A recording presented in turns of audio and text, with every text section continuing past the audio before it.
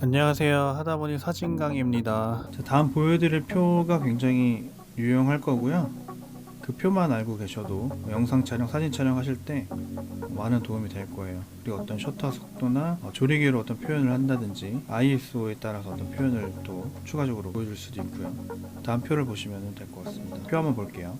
지금 보시면은 총 크게 4줄로 보이시죠? 자, 처음에는 이 조리개 수치별로 배경이 어떻게 흐려지거나 선명해지는지를 표현해낸 거고, 자, 요거를 아래를 보시면 이게 카메라 조리개 수치라고 보시면 돼요. 카메라 조리개를 자, f1.4라고 하면은 앞에 배운 거 기억하시는지 모르겠지만 조리개를 최대 개방이라고 해요. 조리개를 조이지 않고 최대로 개방했을 때는 빛이 들어올 수 있는 공간이 이만큼 많은 거예요. 그런 경우에는 뒤에가 이렇게 아웃포커싱이 많이 되죠. 자, F2가 되면 이 검은 태만큼 조리개가 조여지는 거고, 이렇게 쭉 올라갈수록 조리개가 조여져서 빛이 들어오는 양이 굉장히 줄어들어요. 대신에 어떤 차이가 있냐면은 이렇게 뒤에 산이 보이죠? 산 배경이 조리개 조여지면은 앞부터 뒤에까지 이미지가 선명하게 보이게 되죠. 자, 조리개 수치는 이런 걸 표현할 수가 있어요. 숫자가 올라가면 올라갈수록 뒤에 배경의 흐림 정도를 표현할 수도 있고요. 그리고 자, 요것도 하나 기억을 하셔야 돼요. 개방이 많이 돼 있는 거랑 이렇게 좁게 돼 있는 거랑 카메라 구조에 대해서 처음에 배우셨잖아요. 렌즈를 통해서 빛이 들어가고 그 빛이 어떤 이미지 상 또는 필름에 맺히게 되죠. 이 맺히고 기록해서 이미지를 온전히 받아들이는데 시간이 물리적으로 필요할 거잖아요. 앞에 보신 것처럼 조리개가 개방이 돼 있으면 빛이 들어오는 양이 많아져서 상이 센서에 맺히는 시간이 줄어들겠죠. 반대로 조리개 숫자가 높아지면 높아질수록 빛이 들어오는 공간이 좁죠. 좁은 공간을 통해 들어오는 빛이 이미지 센서에 맺히는데 시간이 f1.4보다는 굉장히 시간이 오래 걸리겠죠. 이런 걸 통해서 두 가지가 연관되어 있다고 보시면 돼요. 조리개 숫자는 배경을 흐림과 선명하게 보이는 정도를 조절하기도 하지만 빛이 들어오는 시간을 조정하는 거죠. 그 조리개를 통해 들어오는 빛의 양이 차이가 나니까 일단 조리개만 기억하시면 돼요. 자, 여기 아래는 셔터 스피드에 관련된 내용인데, 그럼 셔터 스피드는 어떤 걸까요? 눈을 한번 이렇게 깜빡깜빡 해보시면은 어떠신가요? 너무 빨리 깜빡깜빡하면 좀 불편한 느낌이 드시죠? 그게 어떻게 보면 셔터 속도라고 보시면 돼요. 눈을 통해 이미지를 받아들이고 정보를 파악할 시간이 충분하면은 사람이 느낄 때는 좀 편안한 느낌이 들죠. 눈을 좀 오래 뜨고 있으면은 이미지를 파악하는 데 좀 더 유리하고요. 눈을 빠르게 깜빡깜빡 하면은 불편하죠. 이걸 눈을 셔터로 비교를 했을 때 카메라는 구조가 렌즈를 통해서 빛이 들어오고, 자, 셔터막이 아니면 전자식 셔터가 그 빛을 가리고 있다가, 자, 손으로 셔터를 끌었을 때 셔터막이 전자식이든 뭐 막이 있든 물리적인 막이 있든 그게 제거되거나 이동했을 때 셔터막이 움직였을 때 빛이 센서에 맺히는 거죠. 눈으로 비교할 수 있을 것 같아요. 빛이 들어오는 시간을 셔터 속도로 그 양을 또 조절할 수가 있는 거죠. 조금 헷갈리실 수가 있어요. 근데 저희가 처음에 배웠던 렌즈와 카메라 바디 구조를 한번 다시 찾아보시면 이해가 가실 거예요. 두 군데로 통해서 빛이 들어오는 거예요. 카메라 렌즈를 통해서 바디에 빛이 들어오는 거죠. 그 앞에는 이제 셔터 막이 존재하고요. 셔터를 통해서 빛이 들어오죠. 이 구조, 카메라 구조를 이해하시면 조금 도움이 될 것 같고, 자, 어떤 상관관계가 있냐면, 자, 일단은 셔터 먼저 한 번 더 다룰게요. 셔터는 숫자가 올라가면 올라갈수록 동작이 멈춰 있는 것처럼 돼요. 공중에 뭐 캡처된 것처럼 보일 수도 있고 정지된 것처럼 보이겠죠. 새가 날아가는데 공중에서 멈춰 있는 듯하게 하려면 이 셔터 스피드가 많이 높아져야겠죠. 대신에 셔터 스피드가 낮아지면 낮아질수록 움직임에 잔상 같은 게 남아요. 그래서 어떤 특수한 효과나 움직이는 동작을 촬영할 때는 영상보다는 사진이 조금 불리할 수도 있죠. 물론 한 장에 압축해서 보이면 더 큰 효과를 낼 수도 있지만 그런 효과를 좀 더 극대화 시킬 수 있는 게 이렇게 낮은 셔터 스피드를 사용해서 움직임을 만들어 주면은 좀 더 드라마틱하거나 멋있는 이미지가 만들어지죠. 아래에 또 한번 볼게요. 자, 아래는 ISO라고 되어 있죠. 예전에 필름 카메라 시절에는 카메라에 필름을 하나씩만 마운트 할 수가 있었어요. 물론 중형 카메라는 필름 매거진을 빼서 다른 걸 낄 수 있는 필름을 좀 다양하게 쓸 수가 있는 뭐 장치도 있었는데, 대부분의 뭐 135mm 카메라, 일반 필름 카메라는 필름을 하나 딱 넣으면 그 필름을 다 쓸 때까지는 바꿀 수가 없어요. 물론 뭐 암실에 들어가서 빼거나 바꿀 수는 있지만 현실적으로 쉽지는 않죠. 그때부터 나왔던 게 이제 ISO 개념인데, 필름을 구매하시면 ISO는 전면이나 측면에 수치가 적혀져 있어요. 그 수치에 맞춰서 카메라에 있는 뭐 세팅 값을 조절을 하죠. 지금 제가 보여드릴 거는 디지털 카메라긴 한데 굉장히 좀 레트로한 카메라로 나왔어요. 여기 보면은 이런 식으로 보이실지 모르겠네요. 이렇게 돌려서 ISO를 조정을 할 수가 있어요. 이런 식으로. 그래서 본인이 구매한 필름에 맞춰서 이렇게 ISO를 설정을 하는 거고요. 자, 그렇게 맞춰진, 예를 들어 뭐 ISO가 400이라고 하면은 400의 감도로 쭉 촬영을 했었어야 돼요.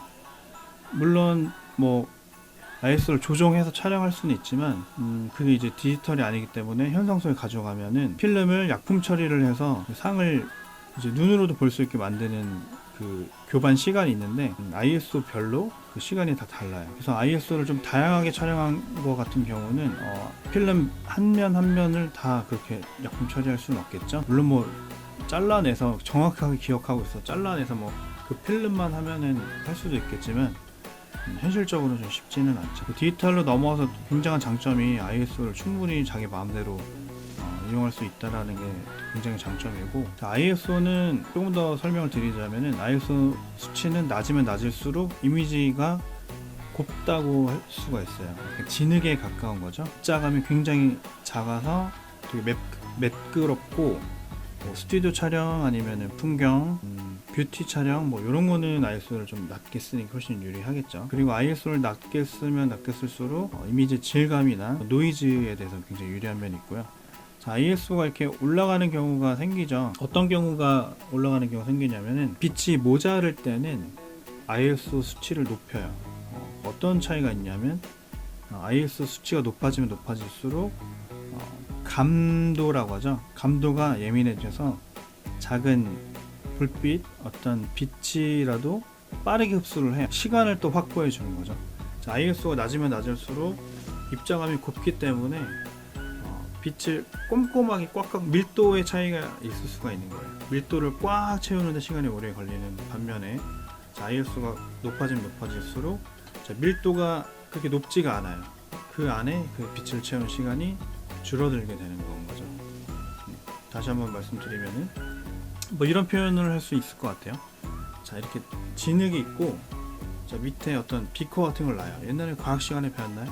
자, 물을 부었을 때 물이 빠져서 이 비커에 가는 시간과, 자, 자갈을 놔두고 물을 부었을 때 물이 흘러서 비커에 담기는 시간을 비교했을 때는 자갈이 훨씬 많죠. 빠르게 그 사이사이로 통과하는 거죠. 그런 차이들이 있고요. 자, 이렇게 다뤘는데 이 표에서 세 가지가 다 나와 있잖아요. 셔터 스피드, 조리개, 그리고 ISO. 이 세 가지는 이렇게 삼각형 그림으로 표현할 수도 있지만 서로 다 영향을 주고 영향을 받는 상황이 되어 있어요. 이 굉장히 중요한 개념인데 앞에 게 조금 헷갈릴 수는 있지만 이 세 가지는 다 연결이 되어 있다. 그래서 서로 빛을 받아들이는 양을 통제하거나 시간을 통제해서 원하는 이미지에 적정한 노출을 맞출 수 있게 서로 보완적인 관계가 되는 거죠. 이 표는 혹시 보시고 궁금한 점이나 좀 더 모르시겠으면 질문 달아주시면 추가적으로 말씀드리겠습니다.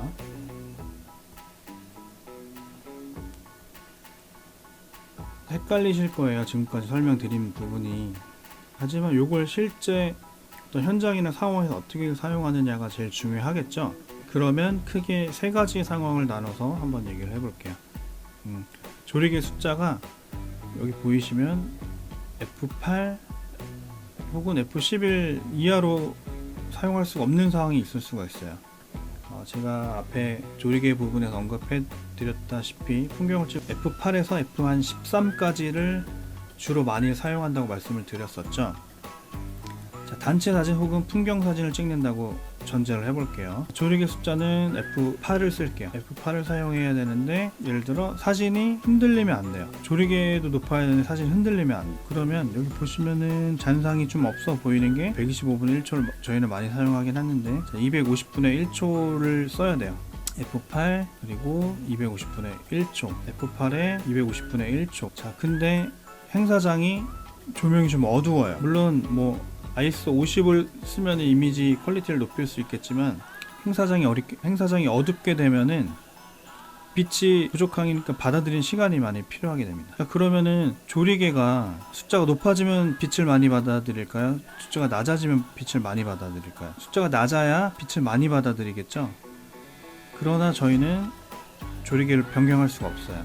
왜냐하면 앞에부터 뒤에까지 선명하게 다 촬영을 해야 되기 때문에. 그렇다면은 저희는 조리개에서 선택권이 없는 거죠. 조리개 넘어가고요. 자, 셔터 스피드 쪽으로 왔는데, 자, 눈 깜빡깜빡 해봤죠? 눈이 깜빡깜빡 거리는 속도가 빨라지면 빨라질수록 빛이 들어오는 물리적인 시간이 적은 거죠. 근데 사진이 흔들리면 안 되기 때문에 250분의 1초로 이것도 고정을 해버렸어요. 이것도 건드릴 수 없는 조건인 거죠. 자, 이렇게 숫자가 낮아지면 낮을수록, 자, 눈을 크게 뜨고 오래 있으면 빛이 충분히 들어오잖아요. 그런 것처럼 시간을 오래 사용하면은 빛의 양은 많아지지만 잔상이 생기거나 사진이 흔들릴 수가 있어요. 이것도 마찬가지로 저희가 고려할 수 없는 대상인 거죠. F8의 조리개는 125분의 1초가 되는 거예요. 이거는 건드릴 수가 없어요. 자, 그러면 마지막으로 만질 수 있는 게 ISO죠. 네, ISO. 자, 보통 일반적인 상황, 뭐 야외에서는 뭐 100, 200, 400까지도 쓰긴 쓰는데 실내고 어두워요. 그러면 뭐 저 정도 조리개 수준을 썼을 때 뭐 조명 상황에 따라 다르지만 6400이나 12800까지도 이용해야 될 경우가 생기게 되는 거죠. 앞에 조리개 값, 셔터 스피드를 움직일 수 없기 때문에 궁극적으로 ISO를 이렇게 많이 올려야 되는 거죠. 한 이만큼까지 올려야 될 수도 있어요. 검은 부분 이렇게 막 이렇게 점처럼 많이 돼 있는 부분을 노이즈를 이렇게 표현한 건데, 사실 요즘 카메라들은 이 정도까지는 나오지 않을 거예요. 그래도 좀 봐줄 만한 정도 이미지가 나오는데, 셔터 스피드나 조리개를 변동할 수 없는 경우에는 ISO를 변동을 시켜서 어떤 이미지의 적절한 노출을 잡아낼 수가 있는 거고요. 자, 반대로 이미지가 굉장히 선명하고 또렷해야 돼요. 그리고 고와야 돼요. 그럼 ISO를 낮춰야겠죠. 그럼 ISO가 뭐 50까지 내려갔어요. 근데 우리는 삼각대를 사용할 거예요. 그래서 셔터 스피드는 크게 뭐 지장을 받지 않아도 돼요. 그러나 이것도 제품 사진 촬영을 하기 때문에 조리개 숫자는 앞에부터 뒤에까지 좀 정확하게 맞아야 되는 거죠. 그럼 또 F8 또는 F11 이 정도 F8로 해볼게요. 자, ISO는 50 고정. 이미지가 선명하게 나와야 되니까. 그리고 질감도 좋아야 되고 깨끗해야, 노이즈가 없어야 돼요.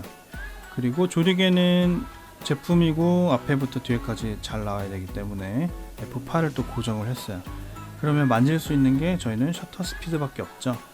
근데 들고 촬영하는 게 아니라 삼각대에 물려서, 예를 들어 셀프 타이머나 이 타이머로 설정하는 경우가 있죠. 그럼 흔들림이 최소화 되겠죠. 삼각대를 사용할 거니까요.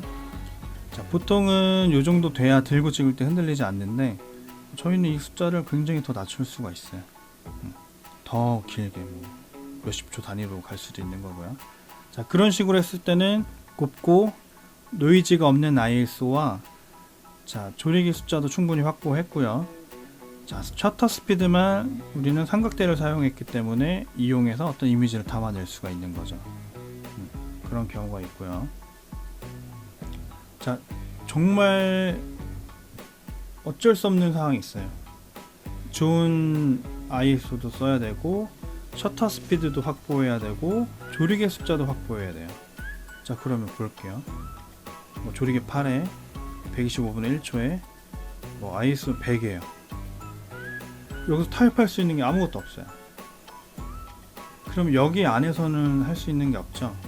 그럴 때는 외부 조명이나 어떤 반사판이나 빛을 보태거나 더할 수 있는 어떤 개체를 사용해서 빛을 보강을 해줘야지만 그런 촬영이 가능한 거죠. 그건 이제 뒤에서 또 한번 다룰 건데, 오늘 설명드린 이 표 이해 잘 하시고요.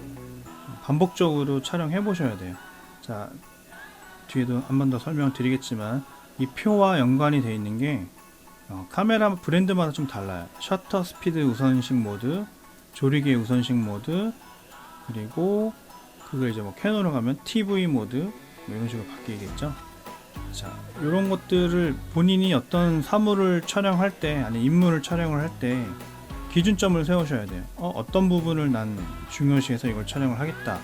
그러면 부수적으로 내가 원하는 거를 촬영하기 위한 부수적인 부분들은 그걸 서포팅 할 수 있게 세팅을 하는 거죠. 뭐 삼각대를 넣는다든지 조명을 사용한다든지 아니면은 뭐 셔터 스피드가 낮아지니까 뭐 어떤 다른 방법을 찾는다든지 아니면은 다 만질 수가 없으니까 ISO를 물리적으로 올려서 약간의 노이즈가 끼더라도 내가 원하는 이미지를 담아내든지 이런 연관관계가 있기 때문에 다시 한번 보시고 궁금하신 내용은 질문 한번 남겨주시면 추가적으로 설명드리겠습니다.